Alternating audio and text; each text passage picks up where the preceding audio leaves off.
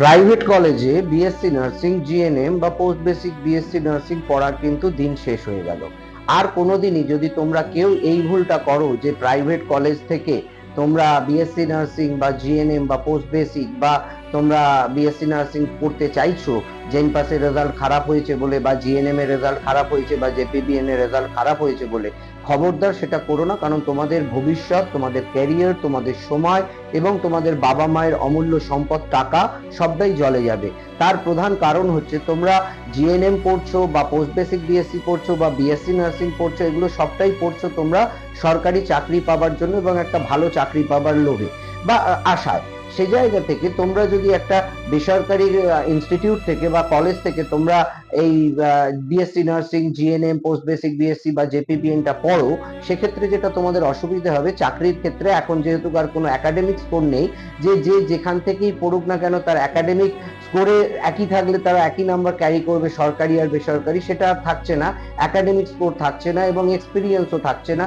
যেটা থাকছে সেটা হচ্ছে ইন্টারভিউয়ে 15 নাম্বার। আর এই ইন্টারভিউয়ের 15 নাম্বার কিন্তু সরকারি কলেজের ছেলেমেয়েরা, অর্থাৎ পিজি, ক্যালকাটা মেডিকেল, আরজি কর, এনআরএস, এরাই ক্যারি করবে 15 বা 12-10।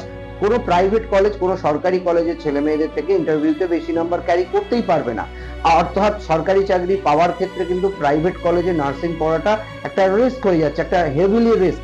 8-10 লাখ টাকা খরচা করার পরেও তোমাদের কিন্তু কোনো নিশ্চয়তা থাকবে না সরকারি চাকরি পাওয়ার জন্য। কিন্তু সরকারি কলেজে বিনা পয়সায় সরকারি কলেজ থেকে পড়ে বেরোবার পরে সরকারি চাকরি পাওয়ার কিন্তু পসিবিলিটিটা এখন অনেক বেড়ে গেল। তার কারণ হচ্ছে তোমাদের যে সিবিটি হবে, কম্পিউটার বেস টেস্ট 85 নাম্বারের, সেই টেস্টটা কিন্তু তোমাদের অনেক ডেপথে যাদের নলেজ থাকবে, যারা খুব ভালো করে পড়াশোনা করবে এবং যাদের খুব ফান্ডামেন্টালটা ভালো থাকবে, কলেজে অর্থাৎ পিজিতে যেভাবে পড়ানো হয়, ক্যালকাটা মেডিকেলে, আরজি করে, এনআরএস এ যেভাবে পড়ানো হয়, ঠিক সেইভাবে কিন্তু কোনো প্রাইভেট কলেজ পড়ায় না।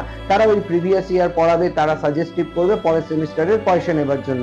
এবং তোমরাও ভাবো হালকা ভাবে পড়ে প্রাইভেট কলেজে পাশ করে বেরোবো, কিন্তু টাকাটা জলে যাবে, 8-10 লাখ টাকা জলে যাবে এবং সঙ্গে 3-4 লাখ টাকা জিএনএম এ জলে যাবে। যাই করো তোমরা প্রাইভেট কলেজে তোমাদের ইচ্ছা হলে পড়তে পারো, পরে ঠকলে হা হুতাশ করলে আর কিছু করার থাকবে না, বা পরে আফসোস করলেও আর ফিরে আসবে না, টাকাও চলে যাবে, সময়ও চলে যাবে, কেরিয়ার চলে যাবে।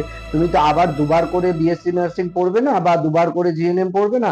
অতএব পড়লে একবারই পড়ো, সরকারি কলেজে পড়ো। এবং সেক্ষেত্রে যদি তোমার 2-3 বছর সময় লাগে জয়েন্ট এন্ট্রান্স ক্লিয়ার করতে লাগুক, বা ভালো গাইডেন্সের আন্ডারে, গাইড মেন্টরের আন্ডারে থেকে প্রিপারেশন নাও যাতে একবারেই পাস করতে পারো। জয়দেব স্যার ক্লাসেসে আমাদের এখানে তো যারা পড়ে তারা একবারই পাস করে যায় জয়েন্ট এন্ট্রান্স গুলো এবং সরকারি কলেজেই তারা চান্স পায়। অতএব প্রাইভেট কলেজে পড়ে টাকা, সময়, ক্যারিয়ার নষ্ট করো না।